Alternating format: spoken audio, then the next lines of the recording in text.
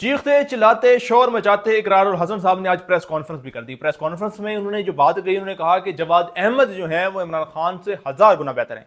अच्छा, अब यहाँ पर एक छोटा सा हमारा सवाल ये भी है कि इकरारुल हसन को ये बात पसंद नहीं आई कि एक शख्स वर्दी में मौजूद है और उसने जो है वो सियासी शख्स के बारे में या सियासत के बारे में कैसे बात कर ली। अगर यही FIA का एहलकार इकरारुल हसन साहब के पास आता और कहता कि आपने सियासी जमात बनाई है, मुझे आप बड़े पसंद है और मैं आपकी जमात को सपोर्ट करता हूँ, तस्वीर भी साथ बनाता और तोहफतन या उनका वेलकम जो है वो फूल देकर उसको वेलकम भी करता, तो क्या फिर इकरारुल हसन तब भी ये बात कहते कि नहीं भाई, तुम यूनिफॉर्म के अंदर हो, तुम्हें कोई सियासी एक्टिविटी नहीं करनी चाहिए, तुम्हें कोई सियासी बात नहीं करनी चाहिए, तुम्हें किसी भी सियासी शख्स के साथ जो है तस्वीर नहीं बनानी चाहिए? या फिर वहां पर इकरारुल हसन साहब जो है वीडियो भी बनाते और कहते कि ये देखें जी, हमें लोग कितना सपोर्ट करते हैं, हमें लोग कितना पसंद करते हैं, और हो सकता है वो तस्वीर, वो सेल्फी जो है इकरारुल हसन साहब अपने किसी न किसी ऑफिशियल प्लेटफॉर्म पर भी अपलोड करते या करवाते? तो क्या अगर कोई एहलकार आकर ये कह दे इकरारुल हसन साहब को और वो यूनिफॉर्म में और कहे कि मुझे आप पसंद है, मुझे आप अच्छे लगते हैं और आपकी सियासी पार्टी पसंद है, तो फिर भी क्या आपका यही रवैया होगा? फिर भी आपकी क्या यही दलील, यही बात, यही बयानिया होगा कि भाई किसी भी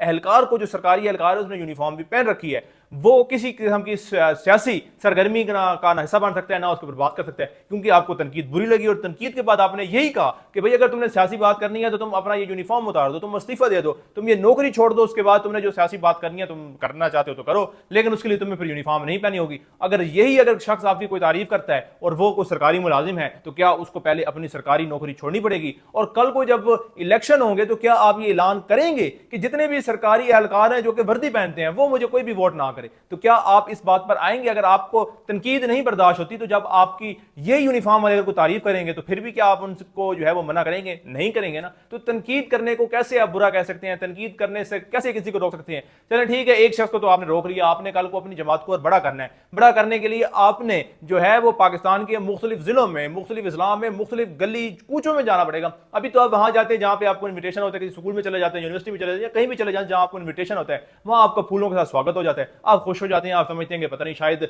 आपने कोई जो है वो इमरान खान से ज्यादा मकबूलियत हासिल कर ली है। अब जब आपको गली मोहल्लों में वोट हासिल करने के लिए जाना पड़ेगा, तो जब आपको वहां पर तनकीद सुनना पड़ेगी, तो क्या आप वहां पर भी मोबाइल फोन निकाल लेंगे? क्या आप वहां पर भी चीखना चलाना शुरू कर देंगे कि आपके ऊपर किसी ने तनकीद करने की जरूरत की? तो क्योंकि अगर आप कल को इलेक्शन जीत जाते हैं, इलेक्शन जीत जाने के बाद MPs जो हैं उनको तब भी तनकीद सुनना पड़ती है। वो जिस हल्के से जीते हैं वहां के लोग आगे शिकायतें करते हैं कि आपने ये कर दिया, आपके लोगों ने ये कर दिया, तो क्या वो उनके ऊपर चीखना चलाना और वहां पर मोबाइल फोन निकाल लेते होते हैं? तो ऐसा नहीं होता। अगर आपने लीडर बनना है, आपने सियासतदान बनना है, तो फिर आपको अपने प्रोग्राम सरेआम से की जहनियत से बाहर निकलना होगा। इस्तीफा तो आपने दे दिया, लेकिन जो आपका जहन है, आपका जो बाउंड है, आपने अपने आप को बाउंड कर रखा है उसी चीज के अंदर। जैसे हम मिसाल देते हैं यहाँ पर वहाब रियासी की, उसने एक स्पेल किया था और उसके बाद वो सारी जिंदगी उसको ये लगा कि मैं शायद ऐसा ही बॉलर हूं और बस उसी के अंदर ही वो फंसा रहा है, और वो जो कहां पर है आज आप सब लोग बेहतर जानते हैं। तो मेरे ख्याल में इकरारुल हसन साहब को भी चाहिए कि वो थोड़ा सा अपनी जहनियत को ये बनाए कि उन्होंने लोगों के साथ डील करना है, बाहर लोगों के साथ मिलना है, सियासी पार्टी को चलाना है। अगर ऐसी चीखते चलाते रहे